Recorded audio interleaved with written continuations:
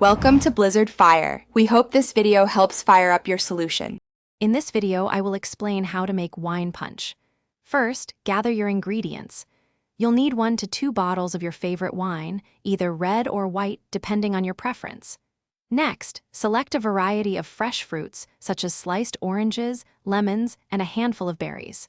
Don't forget a sweetener like simple syrup or a sparkling mixer to add some fizz.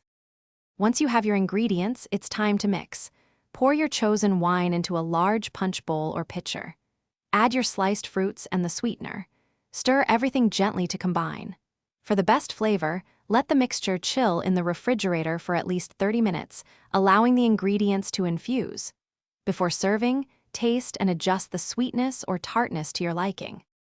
Presentation is key for a delightful wine punch. Serve your chilled punch in elegant glasses, perhaps with a stem. Garnish each glass with a fresh fruit slice, a few berries, or a sprig of mint for an extra touch. To keep your punch cold without diluting it, consider making an ice ring with fruit frozen inside, instead of using regular ice cubes. This keeps your punch flavorful longer. Now for some fun variations and expert tips.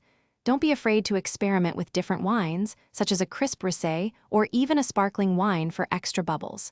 For an adult twist, add a splash of brandy, rum, or a fruit-flavored liqueur. A great tip is to use frozen fruit instead of ice cubes. It keeps your punch cold and adds more flavor as it melts. You can also prepare the wine and fruit mixture hours in advance. Thanks for watching. If you found this helpful, don't forget to like and subscribe.